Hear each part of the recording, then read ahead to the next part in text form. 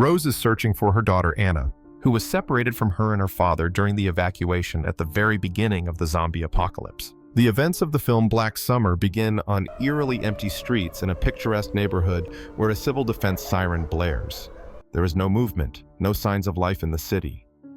Rose and her family are waiting in a stranger's house, the walls of which are decorated with photos of an Asian family. When the siren stops, she, her husband Patrick, and their daughter Anna gather their few belongings and hurriedly leave the house. They are joined by several other groups from nearby homes.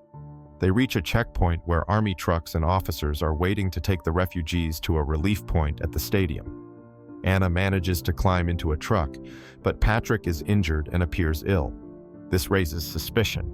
The soldiers see that he's been bitten and immediately threaten him with weapons.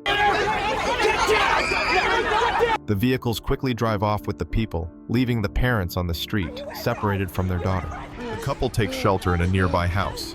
When an airstrike begins, they hear gunfire and explosions in the distance. Once everything quiets down, Rose comes up with a plan to reach the stadium and find her daughter. But the sick and wounded Patrick tells her to leave him. As long as he's with her, they won't make it. She refuses to abandon him, but the argument becomes pointless when Patrick is killed and turns into a zombie. Rose runs from the house, trying to climb over the checkpoint fence, but she's attacked and doesn't make it in time.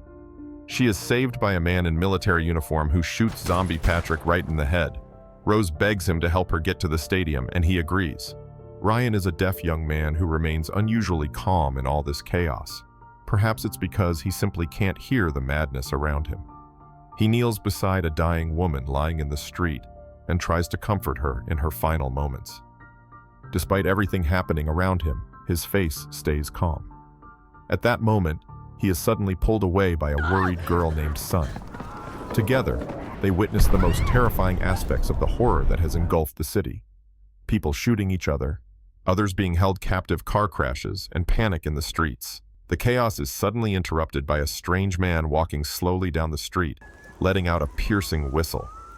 Barbara is a sweet, elderly woman who got lost on her way to the stadium. She stops her minivan to look at a map when a man approaches her, doing his best to convince her that he and his family simply want to get to the same stadium. Understandably, Barbara is skeptical, especially when he asks if she's a Christian, as if that somehow defines a person's kindness. It becomes clear that he's a con artist. And yet, Barbara gives in to his pleas and is betrayed the moment she lets the man behind the wheel. She would have been left standing in the dust if not for a stranger who suddenly showed up. He opened the car door and started beating the man. Barbara, meanwhile, settled into the back seat and watched the scene unfold with clear satisfaction. Meanwhile, the woman who was hit by a car and abandoned by her boyfriend dies and comes back to life after Ryan and Son leave her. Now a zombie, she tries to attack several people but can't get into any of the houses.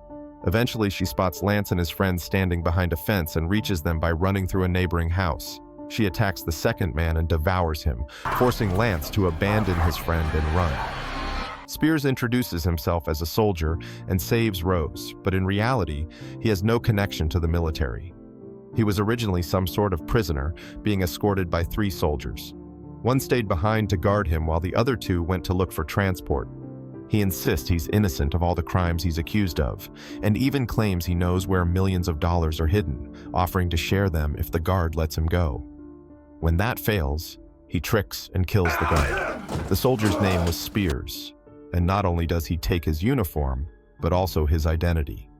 The crowd reaches a military checkpoint guarded by soldiers trying to hold them back, explaining that the evacuation is over and the passage is closed. No one else can get through. Rose and Spears attempt to break through. Ryan, along with his new companions, is also in the crowd. Sun is the first to make it. She runs quickly without looking back, reaching Barbara's vehicle and jumping inside. The others follow her. Barbara's rescuer is still outside, beating the con artist, but seeing the crowd rushing toward him, he quickly gets in the car and drives off with Barbara and Son. Ryan and Lance join Rose and Spears, and the group continues moving down the road toward the stadium. The women treat the man with caution, but he assures them that he poses no threat and won't harm them. Despite his calm appearance, his words don't fully convince them. Barbara, still anxious after having been abandoned once before, is especially uneasy, but he promises he won't leave her. The man introduces himself as William. When Sun takes over navigation, they notice a menacing black truck following them. A sense of unease settles over the group. They suspect the truck might be after their fuel. Meanwhile, Rose's group continues on, witnessing a series of grim events. At one point, a woman and her daughter sit in a car, threatening Rose with a gun when she tries to offer help. They also see a couple being separated during a zombie attack. One is caught while the other tries to help, but is ultimately forced to run to save themselves. William decides the road they're on is too rough, even though it's the most direct route to the stadium. Sun objects, but he suddenly turns down another street, insisting he knows the area well and that his route is safer. Almost immediately after his claim, they're attacked by a group of locals who throw rocks and shoot at the car as it speeds through. In the chaos, they accidentally run over a bicycle that gets stuck under the car. They're forced to stop so Sun can try to remove it, but it's jammed tightly. She manages to get it out just in time as a zombie rushes toward her. As the car starts moving again, the zombie jumps onto it. Sun grabs a hammer and tries to fight it off, but the creature holds on tightly. They're forced to swerve and ram the zombie off the vehicle. After surviving the ordeal, William admits his route was a bad decision and promises to listen to advice next time. Later, they pull over to look at a map, when suddenly the black truck appears again, approaching them menacingly. The idea of confronting whoever is inside crosses their minds, but doubting their chances, they decide not to risk it and drive off. The truck begins chasing them and they speed up, but it keeps up with them. Eventually, they manage to lose it in the winding suburban streets and hide in an alleyway. When the truck passes by without spotting them, they pull out of hiding and continue their journey toward the stadium.